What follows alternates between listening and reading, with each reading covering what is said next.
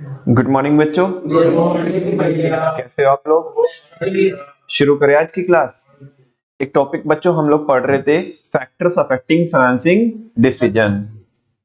ऐसे कौन से फैक्टर्स हैं जिनको कंसीडर करके हम ये डिसाइड करेंगे कि हमें किस सोर्स से पैसा उठाना है। और उसके लिए हमने कई सारे फैक्टर्स देख भी लिए थे और कुछ फैक्टर्स हमारे अभी रह जाते हैं। जैसे कि पहला था स्टेट ऑफ कैपिटल मार्केट। बहुत ज्यादा समय ना लेते हुए सीधा कट शॉर्ट में बताता हूं, समझाने का कार्यक्रम कल किया था। अगर market, share market bull run में है तो कंपनी किससे पैसा उठाएगी? इक्विटी से। और अगर बेयर रन में है, बेरिश फेज में है तो डेट से। नेक्स्ट है बच्चों आरओआई। अगर आरओआई ज्यादा है किससे? इंटरेस्ट रेट से या बाकी किसी भी प्रकार की कॉस्ट से। कॉस्ट मतलब चाहे वो अगर डिविडेंड है तो डिविडेंड की कॉस्ट होगी इक्विटी पे, प्रेफरेंस के लिए भी सेम होगी, और डेट पे इंटरेस्ट। तो कॉस्ट से ज्यादा अगर आरओआई है तो बोलो, तो फिर हम किसको प्रेफर करेंगे? डेट को प्रेफर करेंगे। और अगर कॉस्ट से कम है आरओआई तो फिर इक्विटी के लिए जाना पड़ेगा फिर हमें। ठीक है ना? आरओआई कैसे निकलती है?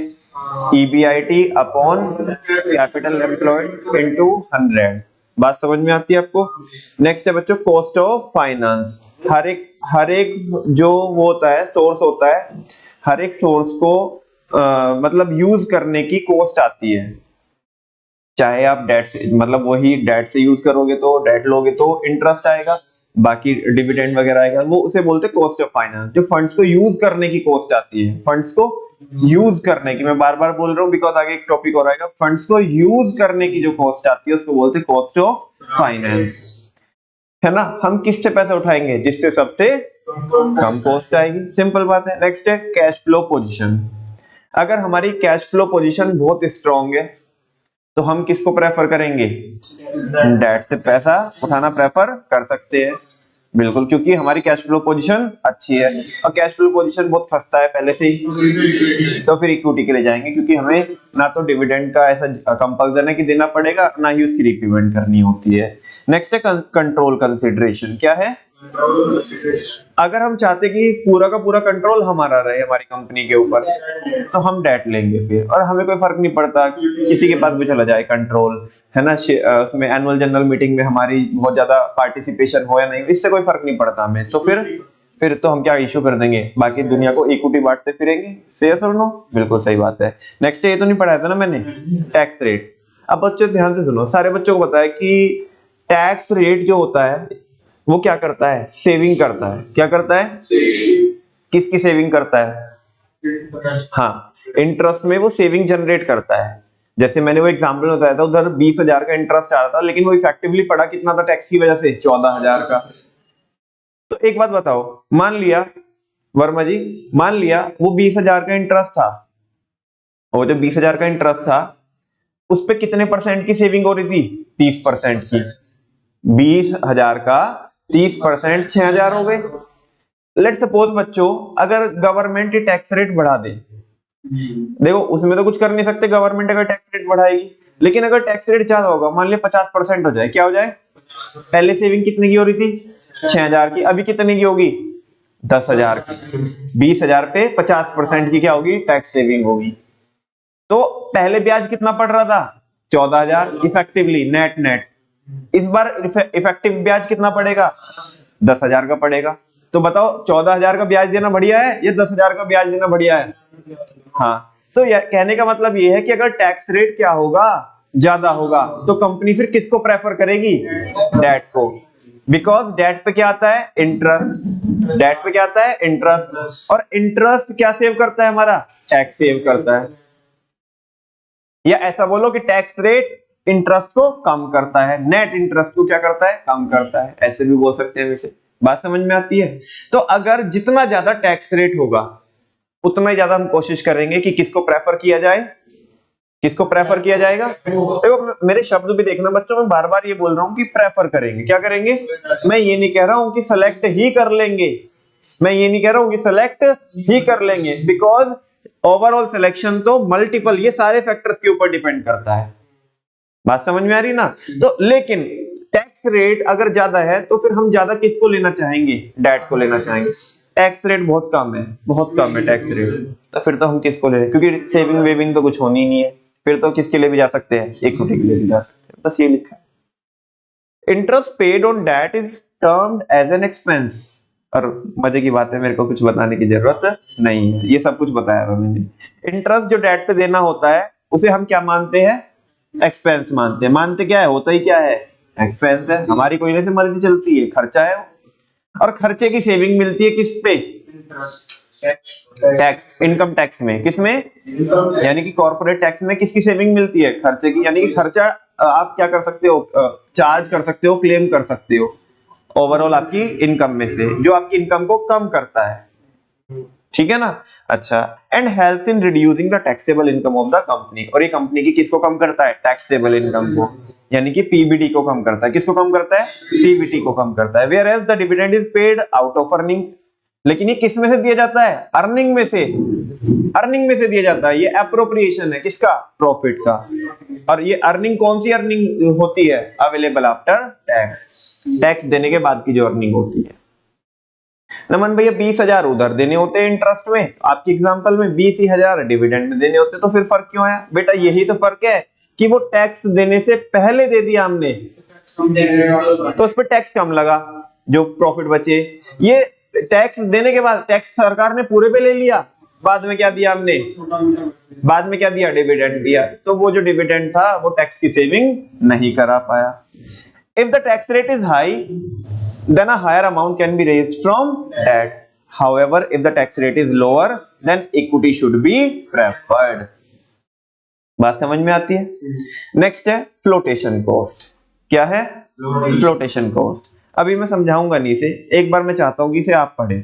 और अभी जैसे मैं थोड़ी देर पहले भी बोल रहा था, एक कॉस्ट ऑफ फाइनेंस करके एक टॉपिक पढ़ा रहा था, अभी आपको एक हेडिंग पढ़ा रहा था, और पहले एक बार ये फ्लोटेशन कॉस्ट पढ़ो आराम से, और फिर मैं कॉस्ट ऑफ फाइनेंस पे लेके जाऊंगा आपको, और आपको बताना है मेरे को कि what is the difference between flotation cost and cost of finance. जो बच्चे इसे यूट्यूब पे देखेंगे तो वो भी बताइएगा कि क्या होता है, दोनों में डिफरेंस क्या होता है, फ्लोटेशन कॉस्ट में और कॉस्ट ऑफ फाइनेंस में, बहुत जरूरी है।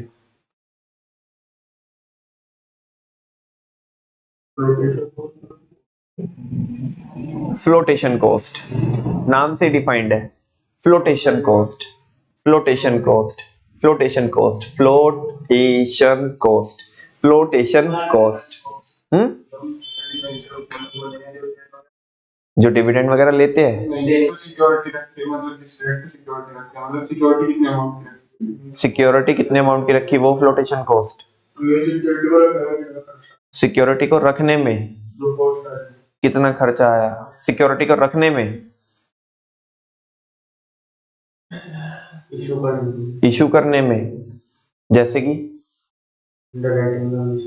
ये क्या होता है, समझाया हुआ है मैंने तुम्हें, मना मत करना।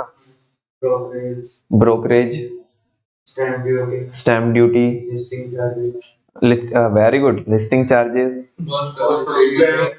कॉस्ट ऑफ, अच्छा, कितने भारी हो पता है मुझे। फर्क बताओ, ये पढ़ लिया क्या आपने, flotation cost, cost of finance का टैक्स दिखाऊं आपको, लो जी, कॉस्ट ऑफ फाइनेंस।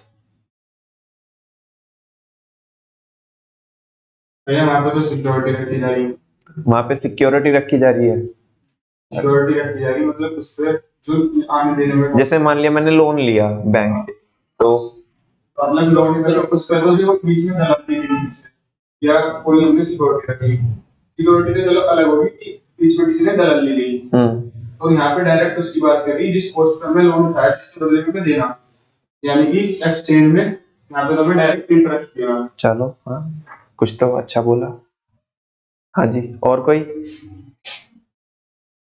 एक ही लाइन में दोनों को बोलना हो तो कैसे बोलेंगे आप, एक ही लाइन में अगर दोनों को बोलना हो, समझाना हो तो कैसे बोलेंगे आप। यहाँ पर दलाली वहां पे बीच में हो जाएगी, यहाँ पे इस पे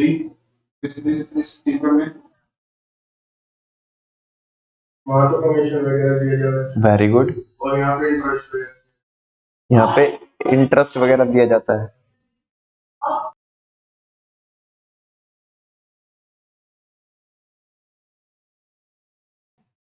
हाँ जी, और कोई कुछ कहना चाहेगा? नहीं, ध्यान से सुनना। फंड्स को यूज करने की जो कॉस्ट आती है, फंड्स को यूज करने की जो कॉस्ट आती है, उसको बोलते हैं कॉस्ट ऑफ फाइनेंस। क्या बोलते हैं? Cost of finance. जैसे हमने अगर बैंक लोन लिया तो उस पे इंटरेस्ट जाएगा, क्योंकि पैसा यूज कर रहे हैं बैंक का, तो उसके बदले क्या दे रहे हैं हम? ब्याज दे रहे हैं। वो है कॉस्ट ऑफ फाइनेंस। क्यों? बिकॉज हम फंड्स को क्या कर रहे हैं? यूज कर रहे हैं। पैसा हमारा नहीं है, किसी और का है, उसके पैसे यूज कर रहे हैं, तो उसके बदले में वो ब्याज ले रहा है हमारे से। पैसा अगर इक्विटी से उठाया है तो इक्विटी पे क्या देना पड़ेगा हमें? डिविडेंड देना भी पड़ सकता है, नहीं भी देना पड़ सकता है। अब नहीं भी देना पड़ा तो वो फिर भी उन्हीं का ही है, और ऐसा नहीं दिया तो हमारा हो गया, कंपनी का हो गया। बिकॉज सारे बच्चों को पता है कंपनी एक अलग एंटिटी होती है और शेयर होल्डर अलग एंटिटी होते हैं, बिजनेस एंटिटी कॉन्सेप्ट लगता है। ठीक है, तो अगर हम उस पे रोक के रख ले या डिविडेंड दे, तो पैसा यूज कर रहे हैं इक्विटी वालों का, तो इसकी कॉस्ट है, cost of finance. Once again, finance को, फंड्स को यूज करने की कॉस्ट को बोलते हैं कॉस्ट ऑफ फाइनेंस, लेकिन सिक्योरिटीज को इशू करने की कॉस्ट को बोलते हैं फ्लोटेशन कॉस्ट। नहीं समझ में आया? मैं एक वापस एक एग्जांपल दे, अभी बात समझ में आती है आपको। डिबेंचर से हमने जो पैसा उठाया, डिबेंचर से जो हमने पैसा उठाया, आपको हमने डिबेंचर दिए, लेट सपोज ये डिबेंचर है, हमने आपको ये क्या दिए? डिबेंचर दिए, आपने हमें पैसा दिया, तो आपका पैसा हम यूज कर रहे हैं और बदले में आपको इंटरेस्ट दे रहे हैं, ये तो है कॉस्ट ऑफ फाइनेंस। लेकिन ये डिबेंचर लोगों तक पहुंचाने हैं मेरे को, लोग मेरे को नहीं जानते, जनता मेरे को नहीं जानती है, मैंने बैंक की हेल्प ली, बैंक को कमीशन दिया। इकोनॉमिक्स में समझाया था अंडरराइटिंग कमीशन, जब शेयर्स इशू करते हैं, है ना, जो बच्चों ने नोटिंग करके रखी है बैंकिंग वाले चैप्टर में जाओ और वहां पे देखो, नोटिंग करी होगी कि अंडरराइटिंग कमीशन क्या होता है। जब हमें कोई जानता नहीं है, और मैंने ऐसा समझाया था आपको कि सेबी की कुछ रेस्ट्रिक्शंस होती है कि आपका आईपीओ, शेयर्स को लेकर के समझा रहा था कि आईपीओ 90% आपका क्या हो जाना चाहिए? सब्सक्राइब हो जाना चाहिए। तो हमें डर लग रहा है कि कहीं वो हुआ या नहीं हुआ तो दिक्कत हो, अगर नहीं हुआ तो दिक्कत हो जाएगी, तो दैट्स व्हाई हम बैंक की हेल्प लेते हैं, है ना। तो बैंक के थ्रू हम क्या कराते हैं? शेयर्स इशू कराते हैं। तो आईसीआईसीआई के थ्रू कराएंगे तो जनता उन्हें जानती है, उनके ऊपर विश्वास करेगी, लेकिन वो क्या लेंगे? कमीशन लेंगे। क्या लेंगे? जिसको बोलते हैं अंडरराइटिंग कमीशन। क्या बोलते हैं? बेटा एनएससी और बीएससी पे आपको आपके शेयर्स को लिस्ट कराना पड़ेगा। क्या कराना पड़ेगा? मान लिया अगर शेयर से पैसा क्या कर रहे हो? इशू कर रहे हो, मतलब पैसा उठा रहे हो शेयर से और शेयर कैपिटल इशू कर रहे हो, तो लिस्टिंग चार्जेस लगेंगे। क्या लगेंगे? यानी कि वो एनएससी बीएससी के प्लेटफॉर्म पे आने के लिए आपको क्या देने पड़ेंगे? चार्जेस देने पड़ेंगे एनएससी बीएससी को। बात समझ में आ रही है? अच्छा, कैसे पता चलेगा जनता को, कैसे पता चलेगा कि ये बहुत अच्छा काम कर रहे हैं, नेक काम कर रहे हैं, पैसा भी बना के देते हैं और सोसाइटी को भी सर्व कर रहे हैं, लोगों की प्रॉब्लम को सॉल्व कर रहे हैं, क्या इनकी एस्पिरेशंस है, क्या इनका मिशन है, क्या इनका विजन है, क्या ये अचीव करना चाहते हैं, ये सारी बातें हमें किसी तो बुकलेट में बतानी होगी, जिसको बोलते हैं प्रोस्पेक्टस। क्या बोलते हैं? आप एडमिशन लेने के लिए जाते हो तो स्कूल वाले सारी अपनी खामियां खूबियां मतलब खामियां तो नहीं बताएंगे, खूबियां तो बताएंगे कि हमारे यहाँ ऐसा है वैसा है, इसमें सारी चीजें लिखी हुई होगी। ये प्लेसमेंट, मतलब अगर कॉलेज में जा रहे हो तो वो बताएंगे कि प्लेसमेंट का रिकॉर्ड क्या है, एवरेज पैकेज क्या था, ये था, कौन कौन सी कंपनी आती थी, ये सारी चीजें बताएंगे। वो किस में बताएंगे? एक बुकलेट में बताएंगे, जिसको वो बोलते हैं प्रोस्पेक्टस। क्या बोलते हैं? कंपनी को भी प्रोस्पेक्टस क्या करना पड़ता है? इशू करना पड़ता है। ठीक है ना। और बच्चों शायद 11th क्लास में मेरे को याद आ रहा है कि टॉपिक तो नहीं था, बस इतना था प्रोस्पेक्टस टॉपिक, लेकिन मैंने आपको बताया था कि प्रोस्पेक्टस भी कई टाइप के होते हैं।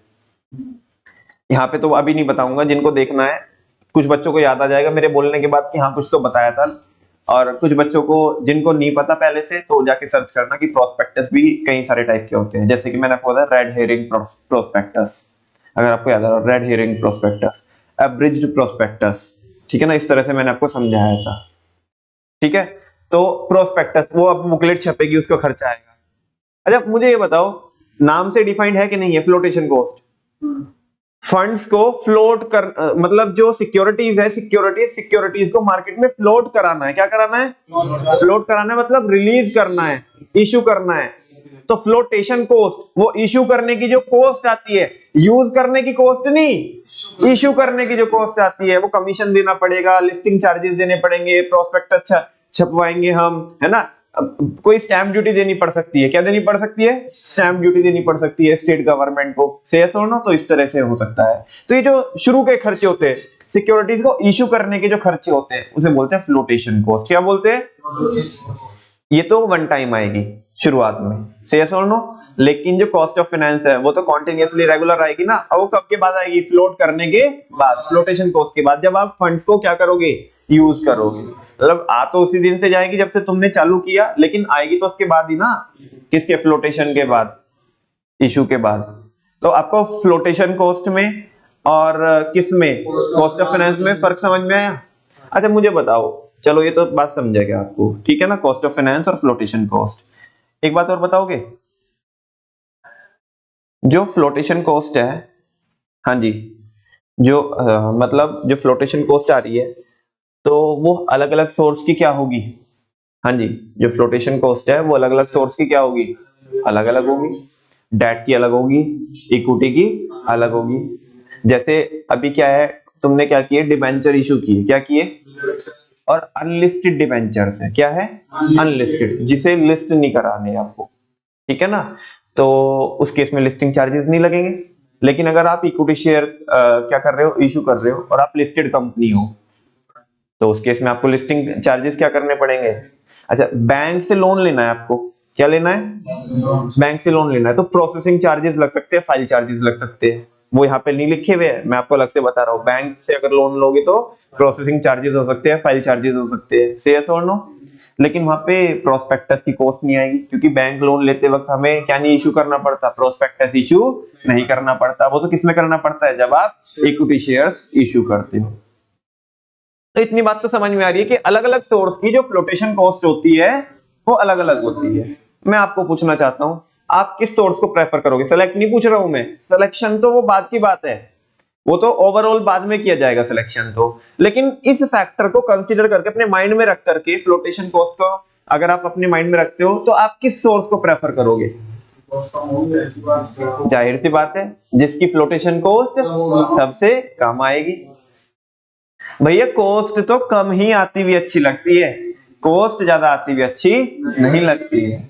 बात समझ में आ रही, यही लिखा हुआ है यहाँ पे। बस मेन आपको ये पता होना चाहिए था कि what is the difference between cost of finance and flotation cost. बहुत सारे बच्चों को समझते नहीं, रट के जाते हैं, उन्हें लगता है बस ये बता दिया जाता है कॉस्ट है तो कॉस्ट कम ही अच्छी लगती है, उन्हें ये नहीं पता कि फ्लोटेशन क्या होता है, कॉस्ट ऑफ फाइनेंस क्या होता है, बस रले फिर रहे बच्चे, ठीक है ना। आप तो उनमें से नहीं हो, पढ़ लो एक बार, नहीं वो तो ठीक है वो तो ठीक है, लेकिन एक बार पढ़ लो, कहीं मेरा भ्रम ही हो कि यहाँ पे आने के बावजूद भी, है ना, उनमें से ही हो। तो एक बार पढ़ लो आप, flotation cost refer to the cost involved in the issue of securities, usage of funds नहीं, issue of securities. For example underwriting commission, जो हमने किसको दिया है, बैंक को दिया है, प्रॉपर समझाया था बच्चों मैंने आपको वहां पे। ब्रोकरेज, किसी भी आपने, हाँ कोई भी टाइप की आपने कोई भी एजेंट है ना, या कोई मर्चेंट बैंकर है, उसको क्या दिया आपने, कोई ब्रोकरेज वगैरह दी, ठीक है ना। स्टैंप ड्यूटी कोई आपने पे करी गवर्नमेंट को, स्टैंप वगैरह लगते हैं ना, तो उसके लिए स्टैंप ड्यूटी पे करी आपने। लिस्टिंग चार्जेस, है ना, एनएससी और बीएससी पे क्या कराने के लिए, लिस्ट करने के लिए आपने, हाँ। अब ये पता क्या होता है, जो बच्चों के थोड़े बेस स्ट्रांग है उनको बहुत अच्छे समझ में आ रहा होगा कि there are so many types of companies, private company, public company, public में भी अनलिस्टेड कंपनी, लिस्टेड कंपनी, और ये सारा बच्चों जो कंटेंट होता है ये 11th क्लास का होता है, ठीक है ना। और ये जो लिस्टिंग चार्जेस लगते हैं केवल लिस्टेड कंपनी को लगेंगे, किसको लगेंगे, अनलिस्टेड कंपनी को तो शेयर्स लिस्ट ही नहीं कराने होते हैं ना, वो करा सकती, ठीक है ना। और ये दोनों कैटेगरी किसकी होती है, पब्लिक कंपनी की होती है, ठीक है। खैर उसमें बहुत ज्यादा डिटेल में नियम जा रहे हैं, ये तो फिर 11th क्लास का पूरा चैप्टर चल पड़ेगा। कॉस्ट ऑफ इशूइंग प्रोस्पेक्टस, भाई इतनी मोटी मोटी बुकलेट होती है, अब तो फिर भी थोड़ा आसान ये हो गया कि अब तो मेल भेज देती है कंपनी शेयर होल्डर को, या मेल वो मतलब जो है पीडीएफ रिलीज कर देती है। वरना पहले तुम समझो मतलब कुछ लोग तो ऐसा भी करते थे, बहुत ज्यादा लोग तो नहीं है, कि कंपनी का प्रोस्पेक्टस है इतना मोटा, और वो बुकलेट है, वो मैगजीन टाइप से जो भी है, वो ऐसा है 1 किलो की, कितने की, 1 किलो की। 800 ग्राम की, 700 ग्राम की, 600 ग्राम की। अब वह, हाँ बिल्कुल सही, ठीक है ना। अब बिकॉज जो जिसको ना जिसने एक भी शेयर हेल्ड करके रखा अपने पास, एक भी शेयर हेल्ड करके रखा, वो चाहे उसने 1 रुपए का शेयर लिया हो, चाहे 5 रुपए का शेयर लिया हो, कंपनी को उसे भी वो देनी होती थी। वो जो प्रोस्पेक्टस इशू करना होता था वो उसे भी देना होता था, ठीक है ना। मतलब इन द सेंस दो चीजें चल रही है यहाँ पे, दो कॉन्सेप्ट समझा रहा हूं आपको।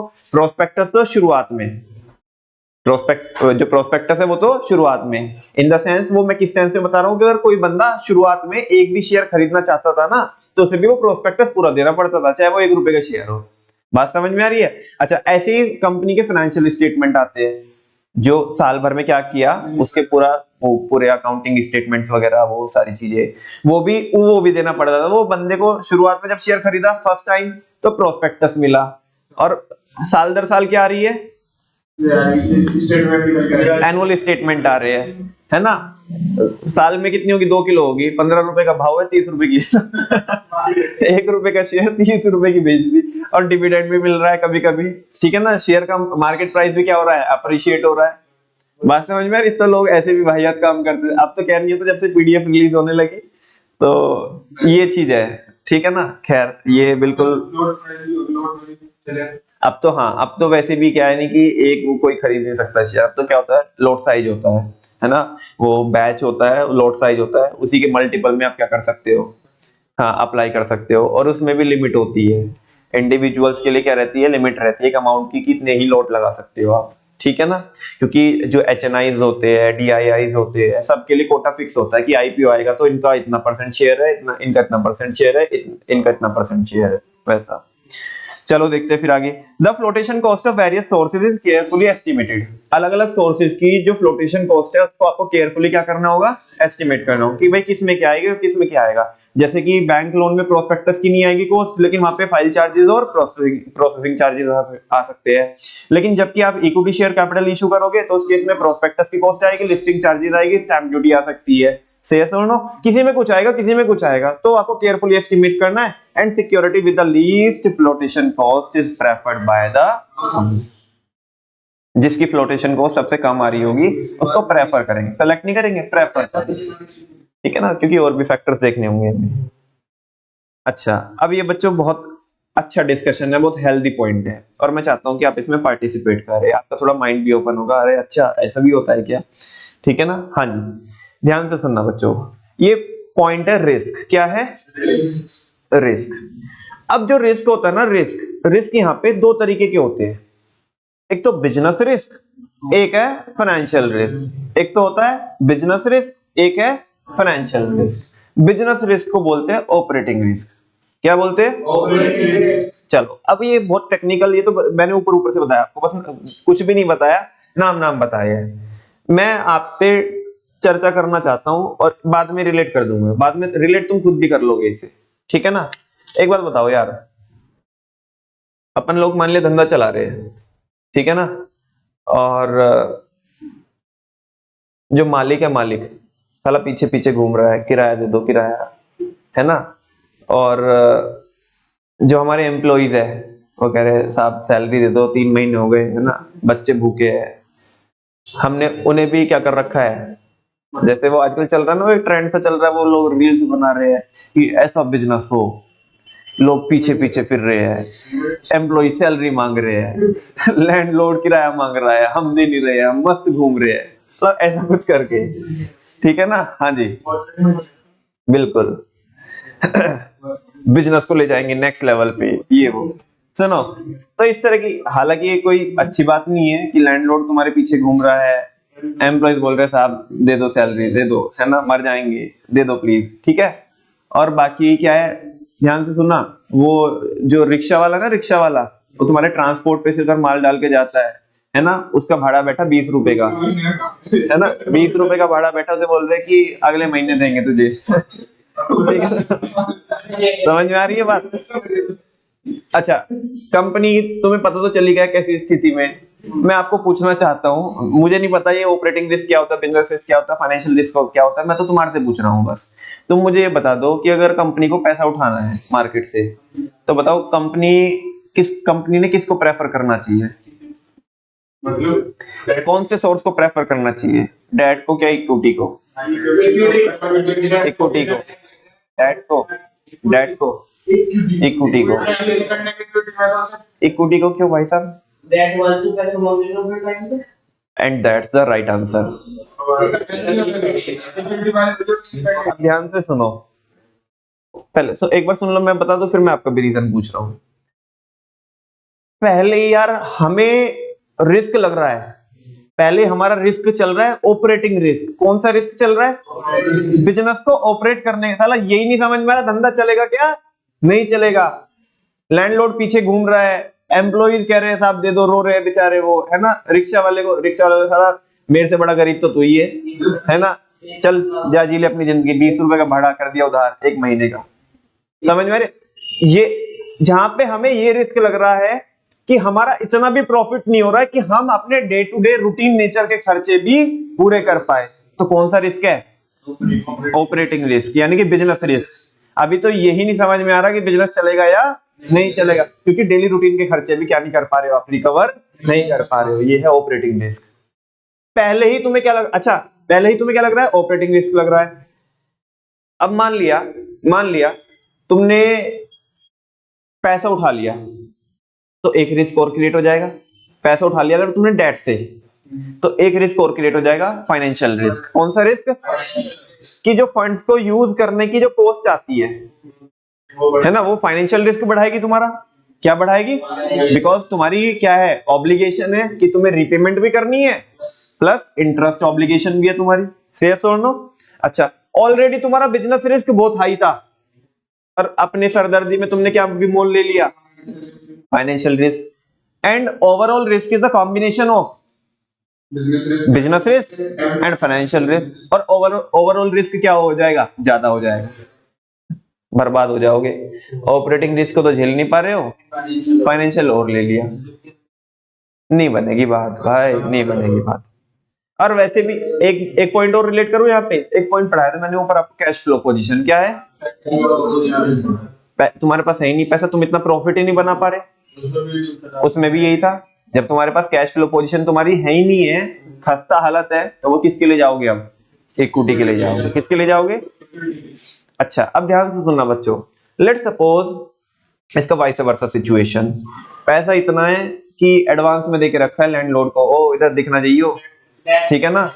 इधर कस्टमर आते हैं और कस्टमर ही आएंगे, इधर दिखना चाहिए, है ना, मुंह पे फेंक के मारा पैसा, पहले ही 1 साल का पैसा एडवांस, और इधर किसी भी सूरत में चमकना चाहिए। यहाँ पे अगली बार जब होगा ना, जब भी होगा तेरा रेंट ड्यू होगा, 1 महीने पहले ही, जब ये खत्म भी नहीं होगा उसके 1 महीने पहले ही पूरे साल का एडवांस मुंह पे फेंक के मारेंगे, इधर ना चमक जाइए बस, है ना। बात समझ में आ रही है? अच्छा, एम्प्लॉइज को पहले ही एडवांस में दे के रखा है, लोन के फॉर्म में दे के रखा है, पैसे उसमें से एडजस्ट हो जाते हैं, ठीक है ना। लेके भागो वो बात अलग है, लेकिन हाँ, मैं समझाना क्या चाहता हूँ, मैं इतनी हाइप क्यों बना रहा हूँ, मैं बहुत ज्यादा फैसिनेट नहीं कर रहा हूँ, ये मैं समझाने की कोशिश कर रहा हूँ आपको, समझाने की क्या कोशिश कर रहा हूँ। आप मुझे बताओ कि बिजनेस में ऑपरेटिंग रिस्क है क्या?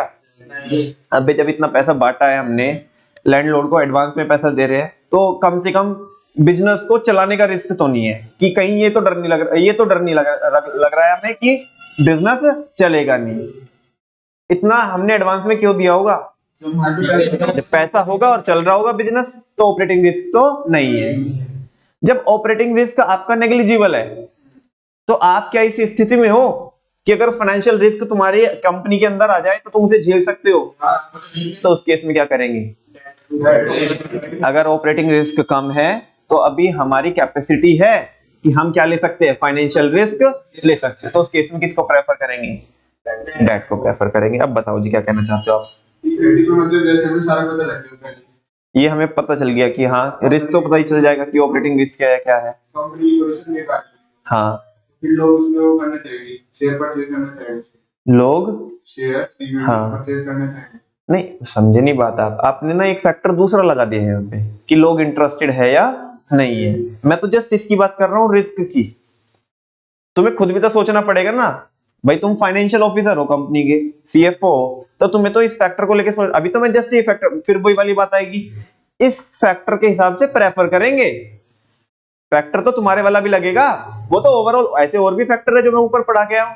जो फाइनल जो डिसीजन होगा वो तो कंबाइंड एनालिसिस होगा ना सबका, और जिससे भी सबसे ज्यादा फायदा मिल रहा होगा उसे सिलेक्ट करेंगे, पॉइंट वो भी लगेगा। लेकिन बात कर रहे हैं रिस्क की कि कंपनी से स्थिति में है या नहीं, क्योंकि अगर ऑपरेटिंग रिस्क हमारे को बहुत हाई लग रहा है, डेली के बताओ, वो बेचारे 5 कैंपर रख के जाता है वो बंदा गंगा वाला, उसके पैसे नहीं दे रहे, बताओ, उसे महीने के महीने फिरा रखा है, कल आना परसों आना।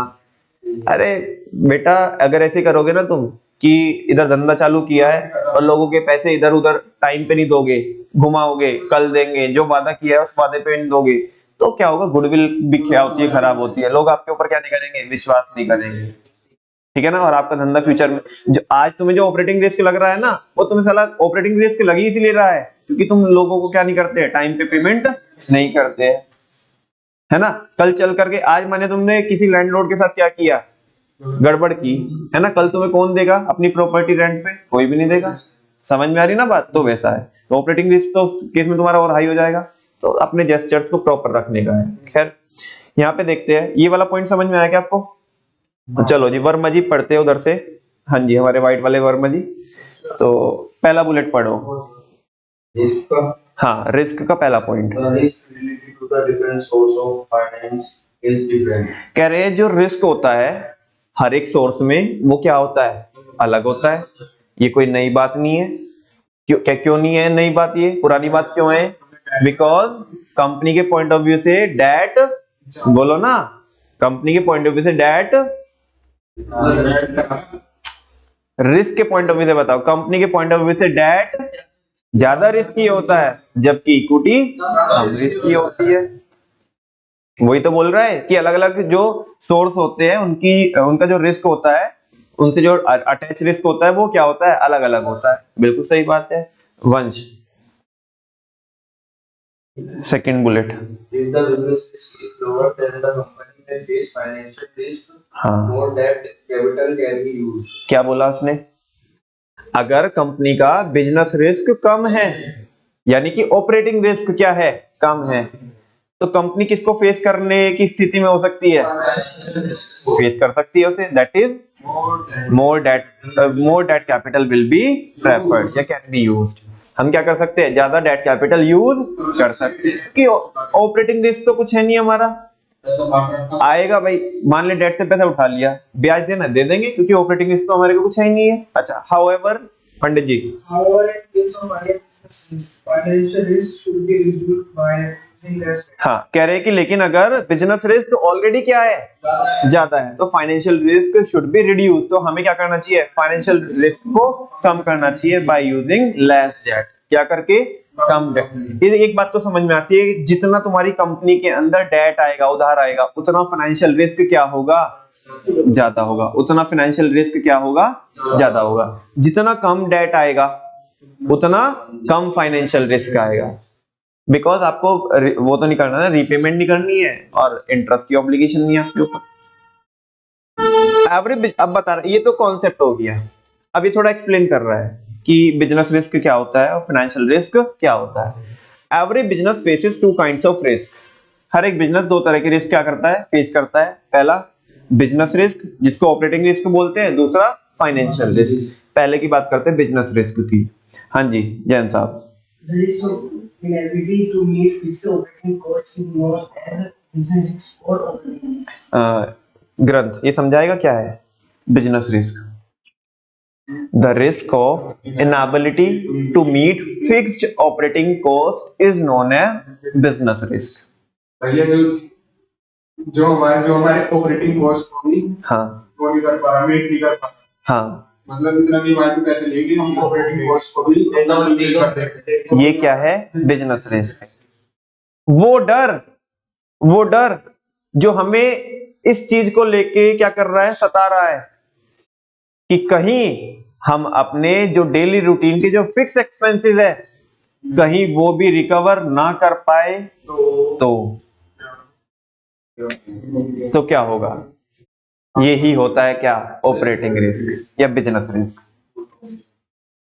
जो फिक्स नेचर के खर्चे जो होंगे, जैसे इलेक्ट्रिसिटी एक्सपेंसेस, रेंट, सैलरी और बाकी जो आपके अदर जो क्या है फिक्स खर्चे हैं। और कौन कौन से फिक्स खर्चे हो सकते हैं, और फिक्स खर्चे, हाँ फिक्स नेचर के खर्चे, वेजेस तो चलो वो हो गई, वेरिएबल हो गई, सैलरी हो सकती है आपकी फिक्स जो परमानेंट स्टाफ की है, वेरी गुड। जो इंश्योरेंस प्रीमियम आपका हर साल जाना है, स्टॉक का जो इन्वेंट्री का जो आपने इंश्योरेंस करा के रखा है वगैरह वगैरह, ठीक है ना, रेंट भी हो गया, ठीक है ना, और फ्यूल तो वेरिएबल हो गया, यही हो गया बस।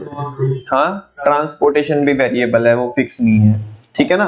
तो ये मोटे मोटे ये खर्चे होते हैं, रेंट, सैलरी, इंश्योरेंस का प्रीमियम जो आपको हर साल जाना ही है। वैसे तो इंश्योरेंस का प्रीमियम भी आप एक एंगल से देखोगे तो वेरिएबल कराओगे तो ठीक है, नहीं कराओगे तो नहीं, लेकिन हम ये मान के चलते हैं, असम्पशन हमारी ये है, फिक्स हम इसलिए बोलते हैं कि हम तो इंश्योरेंस, हम जिस इंडस्ट्री में ऑपरेट करते हैं उसमें इंश्योरेंस लेना ही लेना है ना, स्टॉक का इंश्योरेंस कराना ही कराना है, लेट सपोज, तो वो चीज है, उस केस में हम बोलते हैं।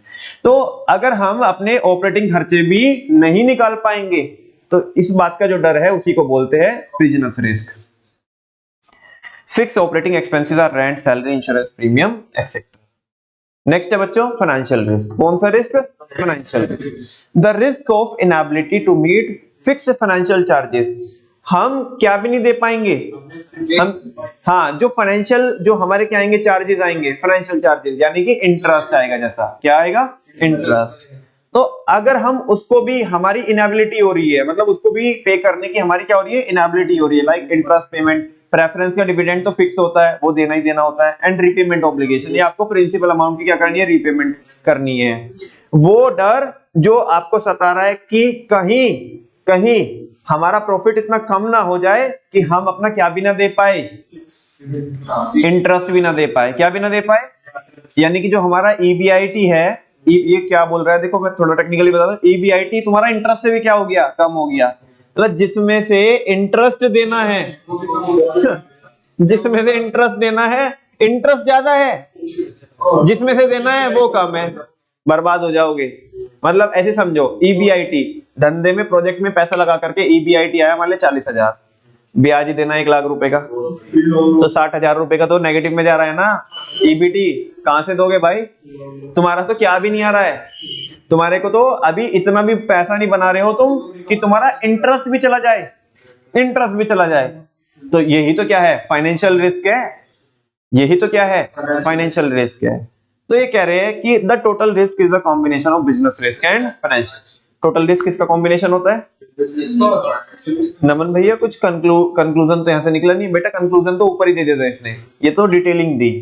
कंक्लूजन ये बताया था कि अगर ऑलरेडी ऑपरेटिंग रिस्क क्या है, बहुत ज्यादा है, तो फिर फाइनेंशियल रिस्क मत अपने सर मोल लेना, ठीक है ना, फिर तो किसको प्रेफर करना, इक्विटी को प्रेफर करना।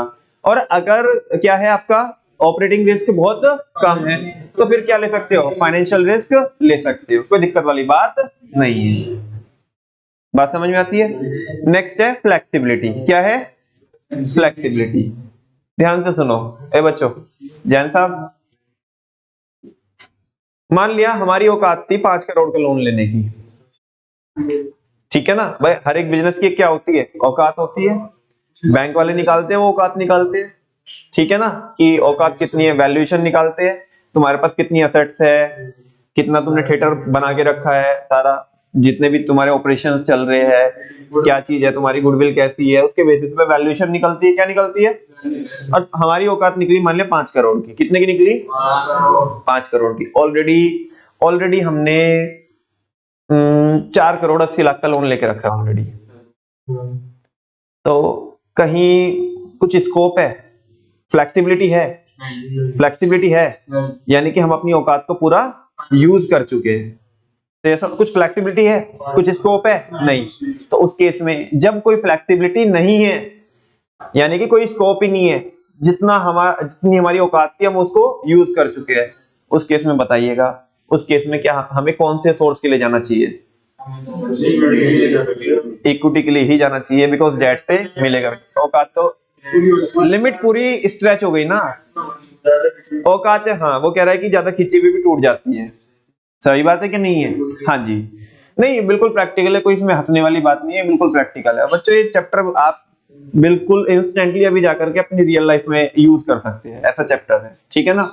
हाँ जी, अच्छा ध्यान से सुनो, औकात हमारी कितने की है, बैंक वाले पीछे फिरते थे, बाबूजी तुम लोन ही नहीं लेते, अजी ले लो भी, कोई एक तो लोन ले लो, हमारे भी टारगेट से पूरे हो जाएंगे। हमने वो उसके कहने पे मुश्किल से 2 लाख रुपए का लोन ले रखा है, मुश्किल से उसके कहने पे, वो भी कि मेरे टारगेट पूरे हो जाएंगे, वो हमारे पीछे पीछे फिरता है, हम लेते नहीं लोन। अब हुआ क्यों, हमारी औकात 5 करोड़ की थी, 2 लाख का भी वो उसके कहने से ले रखा था, वो ऐसे ही बहुत मतलब चेप हो रहा था, ले लो जी ले लो, मेरे टारगेट पूरे हो जाएंगे। ठीक है ना। मैं आपको पूछना चाहता हूं, हमारी औकात जो है उसके हिसाब से अभी हमारे पास फ्लेक्सिबिलिटी है या नहीं है। अब अचानक से हमें क्या पड़ गया, एक प्रोजेक्ट लगाना पड़ गया जो काफी प्रॉफिटेबल हमारे लिए साबित हो सकता है, और हमें पैसे की जरूरत है। किसकी जरूरत है? मैं आपको पूछना चाहता हूँ, डेट के लिए जा सकते हैं कि नहीं जा सकते? एक बार आवाज देने की देर है, सारे भग के आएंगे बैंकर, ए बाबूजी तुम्हें तो लोन देने के लिए हम तरस रहे थे। समझ में आ रही है बात? हाँ बोलो ना। बिकॉज फ्लेक्सिबिलिटी अभी है, ज्यादा है, उस केस में नहीं थी फ्लेक्सिबिलिटी। तो जब अगर फ्लेक्सिबिलिटी होगी तो उस केस में आप किसको प्रेफर करेंगे? डेट को। और फ्लेक्सिबिलिटी नहीं है तो इक्विटी को, और तुम्हें प्रेफर करना ही पड़ेगा इक्विटी को, क्योंकि कोई देगा भी नहीं। समझ में आ रही ना बात? वैसा चलो देख लो।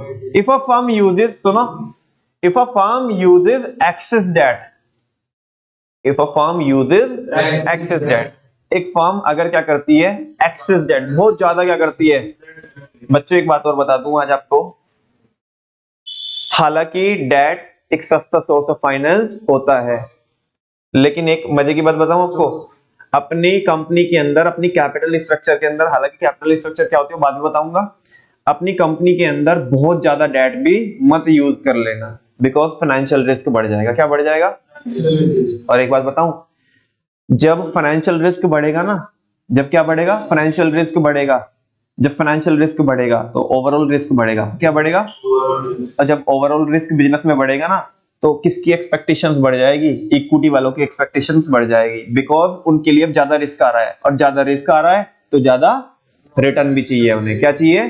ज्यादा रिटर्न चाहिए। उनकी एक्सपेक्टेशन इसलिए भी बढ़ जाएगी कि बाहर वालों का सस्ते वाला पैसा यूज करके, जिससे टैक्स सेविंग भी होती है, उससे हमारा फायदा कराएंगे, तो उनकी एक्सपेक्टेशन बढ़ जाएगी, तो केई क्या हो जाएगी? ज्यादा हो जाएगी। ये बहुत टेक्निकल है, इसका प्रॉपर न्यूमेरिकल होता है, तुम्हारे यहाँ पे नहीं है। इसको बस इतना ही समझो आप, कि जितना ज्यादा रिस्क, जितना ज्यादा आप डेट यूज करेंगे अपनी कैपिटल स्ट्रक्चर में, उतना ज्यादा क्या होगा? रिस्क राइज होगा, मोर इज द रिटर्न। चलो देखते हैं। If a firm uses excess debt, हाँ जी आगे वाले जैन साहब, अगर एक फर्म ने बहुत ज्यादा क्या यूज करके रखा है? डेट यूज करके रखा है इन द कैपिटल स्ट्रक्चर, अपनी कैपिटल स्ट्रक्चर में, यानी कि बैलेंस शीट में, फिलहाल के लिए मानो अपनी उनकी बैलेंस शीट में बहुत ज्यादा क्या है? डेट है। कैपिटल स्ट्रक्चर होल्ड पे रखना, मैंने समझाया नहीं है अभी क्या होता है। It restrict the firm to raise further debt. Verma ji ये क्या कह रहा है? वो ज्यादा डेट नहीं ले सकते, वो और ज्यादा डेट पहले से ही भाई इतना लेके रखा है, बहुत ज्यादा लेके रखा है। जैसे इसका एग्जांपल बताऊं, लोग उल्टा सीधा क्यों बोलते हैं गौतम अडानी साहब को? वो इसलिए क्योंकि जो अभी तुम रिसेंट ईयर्स में देखोगे, पिछले 2-3 सालों में, 5 सालों में देखोगे, जो अडानी ग्रुप की जो इतनी ड्रामेटिक जो ग्रोथ हुई है, वो डेट की वजह से हुई है। किसकी वजह से हुई है? बहुत जबरदस्त क्या लेके रखा है उन्होंने? डेट लेके रखा है। और ये कॉन्सेप्ट को यूज, मतलब वो जो होता है ना कि बाहर वालों को पैसा यूज करके, अभी एक और टॉपिक आएगा आगे, trading on equity. Trading on equity यही बोलता है कि बाहर वालों को पैसा यूज करके किसका फायदा कराने का? अडानी साहब ने यही किया। मार्केट से लोन दिलाने में अब किसने हेल्प की, किसने नहीं हेल्प की, ये हमें नहीं पता, ना ही हम कुछ कह सकते इस बारे में, लेकिन हाँ अब जो भी है ठीक है। हाँ जी, तो अब लेकिन हाँ इतना जरूर कह सकते हैं, क्योंकि हम फाइनेंस की समझ रखते हैं, तो इतना जरूर कह सकते हैं कि उन्होंने बाहर वालों को पैसा यूज करके, सस्ते फंड से, मतलब सस्ते सोर्स से पैसा यूज करके किसका फायदा कराया? तभी तो जो अडानी के शेयर्स है उनमें कितनी कितनी ग्रोथ है, 200, 300, 400% की क्या है ग्रोथ। तो गवर्नमेंट ने ले रखा है कितने शेयर को? नहीं, अब वो देखो गवर्नमेंट ने ले रखे, बाकी उसमें हम कुछ कह भी नहीं सकते हैं, जब किसी के बारे में पता नहीं होता तो बोलना भी नहीं चाहिए, तो उसमें नहीं कुछ कह सकते कि गवर्नमेंट का क्या उसमें रोल है, कैसे है, ठीक है ना। लेकिन हाँ ये तो है कि गवर्नमेंट का सपोर्ट तो है ही, तभी कोई बंदा क्या कर सकता है। एक बात है बच्चों, कोई भी जो बिजनेसमैन है ना, उसको अगर अपना बिजनेस चलाना है, तो ये मतलब मार्केट का ऐसे देखो, व्यवहार में, बिहेवियर में ये रूल होता है, गवर्नमेंट के अगेंस्ट मत बोलो। अगर तुम्हारे गवर्नमेंट के अगेंस्ट बोलोगे ना, तो तुम्हारे ऑयल ड्रॉप कर देंगे, बच्चे का कहना, ठीक है ना। अब तुम देखो, ये सुनो, पेटीएम को ऑयल ड्रॉप हो रहा है कि नहीं हो रहा? लेकिन फिर भी पता वो क्यों बचा हुआ है? बिकॉज मोदी जी की बहुत तारीफ करता है ना, गवर्नमेंट के सपोर्ट में रहता है इसलिए बचा हुआ है। और अगर मोदी जी की या गवर्नमेंट की तारीफ ना करता ना तो अभी तक तो ऑयल ड्रॉप पूरी तरीके से हो जाता। और सुनो, तुम्हें ये तुम्हें पता नहीं बैक एंड में समझेगा कि नहीं समझेगा, ये जो इस तरह की जो सिचुएशंस होती है, कई बार ऐसा होता है कि कोई बंदा अलग हटके चल रहा होता है कि ज्यादा ये सुपर ग्रोथ ना हो जाए इसकी, तो इसे थोड़ा नीचे खींचेगा और जो बाकी जो पुराने दोस्त है ना, जिनसे बड़े और भी ताल्लुकात हमारे अच्छे हैं, तो उनको दीजिएगा। अभी कल मैंने न्यूज देखी और ये कनेक्शन समझ में आया कि चल क्या रहा है कि उसी बंदे को गिरा करके अब ना जो HDFC है और जो रिलायंस, ठीक है ना, वो जो रिलायंस जो फाइनेंशियल सर्विसेज है उसकी, तो वो उसको खरीदना चाहते हैं। पेटीएम का जो वॉलेट वाला जो एक वो सेगमेंट है जिसपे वो रेस्ट्रिक्शंस वगैरह लगाए। तो मतलब ये ऐसा भी हो सकता है कि एक अच्छी खासी चीज को, ऐसा भी हो सकता है कि एक अच्छी खासी चीज को गिरा करके और कम भाव में किसी दूसरे को दिलवा दो। एक कॉन्सेप्ट पढ़ा था लॉबिंग, मार्केटिंग में पढ़ा था ना lobbying, that's the correct example of lobbying. Let's suppose मैं एक बंदा हूं, मेरे गवर्नमेंट के साथ बहुत अच्छे रिलेशन है, मैंने कहा कि ये चाहिए, जैसे बच्चा होता है ना किसी खिलौने पे दिल आ जाता है, ये चाहिए जी, ठीक है ना, लेकिन बहुत महंगा है, कुछ तो कीजिएगा। अब क्या कीजिएगा? गवर्नमेंट का क्या रोल हो सकता है, या जो रेगुलेटरी बॉडीज होती है, मतलब हालांकि मैं कोई एलिगेशन नहीं लगा रहा हूँ, रेगुलेटरी बॉडीज जैसे RBI है, इंडिपेंडेंट संस्था है अपने आप में, ठीक है ना, लेकिन देखो अंदर की बातें अंदर की होती है जो हमारी सोच से बहुत परे है, ठीक है ना। ये सारे डिसीजंस ऐसे नहीं होते कि मार्केट सेंटिमेंट्स को देख करके ले जाते हैं, ये बहुत दूर बैठ करके ऑफिस में डिसीजंस ले जाते हैं, क्या होना है क्या नहीं होना है। जनता तो बस तमाशा देखती है कि हो क्या रहा है, ठीक है ना। डिसीजन मेकिंग वहां उधर होती है टॉप लेवल पे, ठीक है ना। तो बच्चा बोलता है जैसे कि ये चाहिए, इस पे दिल आ गया, ये खिलौना चाहिए, लेकिन ये खिलौना क्या है, अब बहुत महंगा है। अब खिलौने की क्या की जाएगी, वैल्यू कम की जाएगी और फिर सस्ते में दिलाया जाएगा। बात समझ में आ रही है? तो वैसा, हाँ जी, खैर, तो मैं क्या बता रहा हूं बच्चों, सुनो ना आप, मैं किस बारे में बोल रहा था इससे पहले, मैं क्यों बता रहा था आपको ये, लॉबिंग से पहले भी क्या बता रहा था मैं आपको,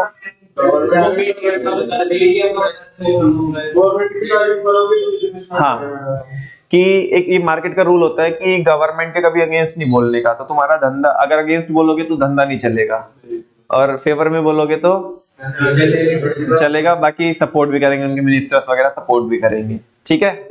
तो हाँ जी, come to the point, flexibility की बात कर रहे थे हम। ऑलरेडी अगर पैसा बहुत ज्यादा उठाया हुआ है तुमने, किससे, लोन से, तो और ज्यादा अब लिमिट नहीं रही, और अगर पैसा बहुत कम उठाया हुआ लोन से तो अभी औकात है, अभी और उठा सकते हैं, ठीक है ना। अडानी जी की बात कर रहे थे हम कि अडानी जी ने यही किया है कि बाहर से लोन उठा करके, सस्ते सोर्स से लोन उठा करके किसका फायदा कराया है, अंदर वालों का। आप अडानी का कोई भी शेयर उठा करके देखो, अडानी पोर्ट्स, अडानी एंटरप्राइजेज और अडानी ग्रीन, ठीक है ना, और भी बहुत सारे हैं, ठीक है ना। अभी हाल फिलहाल में भी मतलब मैंने भी काफी अच्छा क्या किया है, प्रॉफिट बुक किया है अडानी के ही कुछ स्क्रिप्ट्स में, ठीक है। खैर, हाँ जी, तो फ्लेक्सिबिलिटी आपको समझ में आया क्या?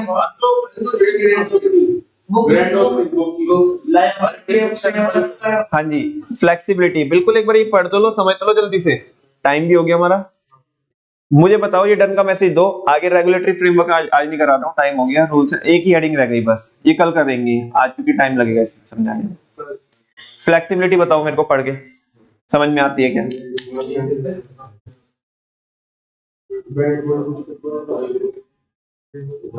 आ गई समझ में? थैंक यू वेरी मच बच्चों, आज के लिए इतना ही, बाकी कल करेंगे।